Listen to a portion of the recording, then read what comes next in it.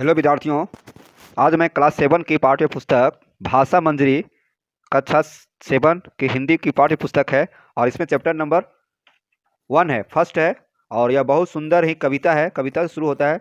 इनके कवि रामावतार त्यागी है। तो चैप्टर का नाम है चाहता हूँ। तो ये भारत से संबंधित, भारत भक्ति, देशभक्ति है, भारत माता की जय जयकार से संबंधित है। बहुत सुंदर चैप्टर है। तो आइए इसका हम प्रश्न का उत्तर बनाएंगे, लेकिन मैं चाहता हूँ कि आपको इसका जो मुख्य सारांश है उसको बताने का। तो सुनिए, ये जो कविता है देशभक्ति की कविता है। कैसी कविता है? देशभक्ति, देश की भावना से प्रेरित है, ओतप्रोत है। इस कविता में हम देखेंगे कि अपना सर्वस्व मातृभूमि को समर्पित कर दिया है। कवि जो है से अपना सब कुछ भारत के लिए, भारत माता के लिए, भारत भूमि के लिए समर्पित कर दिया है। इसके बाद भी उसे लगता है कि मातृ ऋण से वो ऋण नहीं हो सकता, इसलिए वह अपने देश की धरती को कुछ और समर्पित करना चाहता है। कवि जो है कि और कुछ समर्पित करना चाहते हैं। तो देखिए क्या समर्पित करना चाहते हैं। प्रस्तुत कविता आज़ादी की लड़ाई के समय की है। उस समय की रचनाओं में सर्वस्व, यहाँ तक कि जान कुर्बान कर दी भी जाती थी। आज़ादी के लिए अपने आप को कुर्बानी कर दिया जाता था। तो इस कविता में यही पढ़ेंगे। और इस कविता का जो कवि हैं वो कवि का नाम है रामावतार शास्त्री।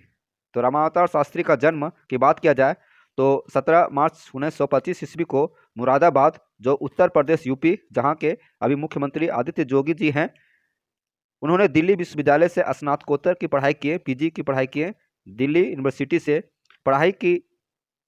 उसके बाद देखिए कि नया खून था, 8वां स्वर, गीत सप्ताह, 21 गीत आदि काव्य, राम झरोखा और समाधान। समाधान क्या है? उपन्यास है। इनकी प्रमुख रचनाएं हैं। नया खून जो है प्रमुख रचनाएं हैं। तो ये हम देख लिए कुछ सारांश, कवि के बारे में कुछ जानकारी देख लें। अब शुरू करते हैं प्रश्न का उत्तर, अभ्यास। तो अभ्यास में प्रश्न का उत्तर देखेंगे। कुल 5 प्रश्न हैं पाठ से और फिर है आगे पाठ के आगे से। तो पहला शुरू होता है, आपके सामने उपस्थित है। हमारे ऊपर अपनी मातृभूमि का क्या क्या ऋण हो सकता है? हम मातृभूमि का संतान है, भारत माता की संतान है। तो हमारे ऊपर भारत मातृभूमि का क्या क्या ऋण हो सकता है? तो इसका उत्तर लिखेंगे, मातृभूमि का हमारे ऊपर काफ़ी ऋण है। ऋण मतलब क्या होता है? कर्जा। हम इस धरती पर जन्म लेते हैं, धरती पर निवास करते हैं, जीवन जीते हैं, यहीं का अन्न, जल, प्रकाश, वायु ग्रहण करते हैं। हमारी सांसें इसी धरती की दी हुई धरोहर है और अंततः हम मृत्यु को प्राप्त कर जाते हैं, इसी धरती में विलीन हो जाते हैं। तो इतना बड़ा ऋण है हमारे ऊपर मातृभूमि का। तो अपने ऋण चुकाने के लिए कम से कम अपनी भारत भूमि को, मातृभूमि को, भारत माता को रक्षा तो कर ही सकते हैं। चलिए दूसरा क्वेश्चन स्टार्ट होता है यहाँ से। कवि अपनी मातृभूमि को अपना सब कुछ समर्पित क्यों करना चाहता है? कवि जो है मातृभूमि को अपना सब कुछ समर्पित क्यों करना चाहता है? तो देखिए उत्तर क्या है।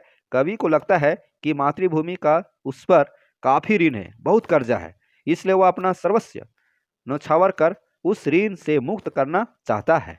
इस ऋण के एवज में वह अपना माथा मातृभूमि के चरणों में समर्पित कर देना चाहता है। यही ये रहा दूसरा का उत्तर।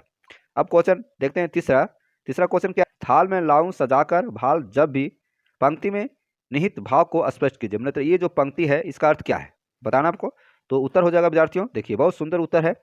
इस पंक्ति में समर्पण का भाव निहित है। समर्पण मतलब हम सब कुछ अर्पण कर दे रहे हैं। कवि मातृभूमि को कहता है कि माँ तुम्हारा मेरे ऊपर बहुत प्रकार के ऋण है, निवेदन कर रहा हूँ कि अपना माथा थाली में सजाकर लाऊं एवं आप इसे दयापूर्वक स्वीकार कर ले। यह मेरा आपके प्रति सच्ची श्रद्धा एवं सच्चा समर्पण है। ठीक है। अब देखिए चौथा क्वेश्चन है। चौथा क्वेश्चन क्या कर रहा है? कविता में युद्ध में जाने से पहले पूर्व किस प्रकार की तैयारी की बात की गई है? इस कविता में युद्ध में जाने से पहले किस प्रकार की बात कहा गया है, आपको लिखना है। तो आंसर है, कविता में युद्ध में जाने से पूर्व कवि अपने मोह के बंधन से मुक्त होना चाहता है।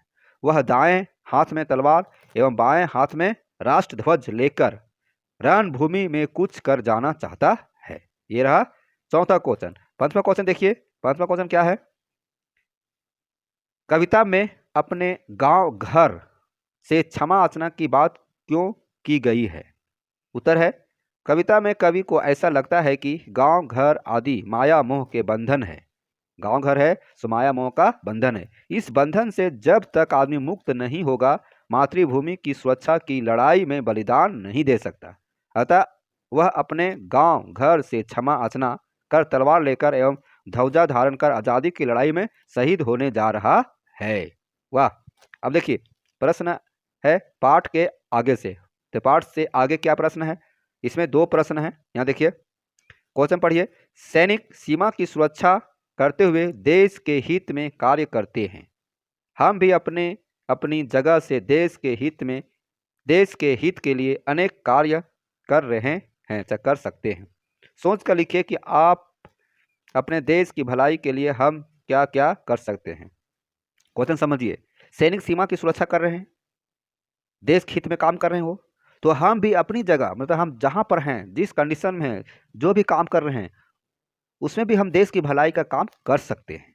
जैसे आप पढ़ रहे हैं, विद्यार्थी पढ़ रहे हैं, तो उसमें भी देश की भलाई है। आप अच्छा से पढ़ेंगे, अच्छा संस्कार सीखेंगे, अच्छा नौजवान बनेंगे, तो देश की भलाई में ही आपका योगदान होगा। तो आप जो भी स्थिति में हैं, जो भी काम कर रहे हैं, उसमें देश की भलाई छिपा हुआ है। तो हम जहाँ भी हैं, जो भी काम कर रहे हैं, उसमें देश की भलाई कर सकते हैं। तो पहला उत्तर हो जाएगा सर्वत्र शांति स्थापना में सहयोग करेंगे, देश की प्रगति हेतु कड़ी मेहनत करेंगे, स्वरोजगार द्वारा बेकारी पर नियंत्रण प्राप्त कर सकेंगे, पर्यावरण प्रदूषण रोकने के लिए आसपास पड़ोस को हम साफ सुथरा कर सकते हैं, साफ सफाई हेतु जागरूकता फैलाएंगे। क्वेश्चन है दूसरा है कि हमारे देश की सीमाओं की रक्षा करने वाले वीर सैनिक अपना सब कुछ समर्पित करने के लिए सदा तत्पर रहते हैं। एक भारतीय सैनिक की दिनचर्या के बारे में पता कीजिए। आपको पता करना है, यदि आपके गांव में, पास पड़ोस में, अगल बगल में, रिश्ते नाते में यदि कोई भारतीय सेना में हैं, तो उनसे आप पता कर सकते हैं कि वो किस तरह से देश की सीमाओं की रक्षा करते हैं। तो अपने से लिखना है। तो विद्यार्थियों, हम आपको ये चैप्टर को बढ़िया से समझाने के साथ प्रश्न उत्तर बनाने का काम किया। आपको अच्छा लगा होगा, मुझे उम्मीद है। तो यदि आपको अच्छा लगा होगा तो एक लाइक कर दीजिए और इस क्वेश्चन आंसर को अपने दोस्तों के बीच शेयर कीजिए और इसको पढ़िए। एग्जाम में आने वाला प्रश्न है। तो यदि इस चैनल को यदि अभी तक आप सब्सक्राइब नहीं किए हैं तो सब्सक्राइब कर दीजिए, है ना। Thank you. फिर मिलते हैं नए अंदाज के साथ नए वीडियो में। तब तक मेरे चैनल पर बने रहें। धन्यवाद।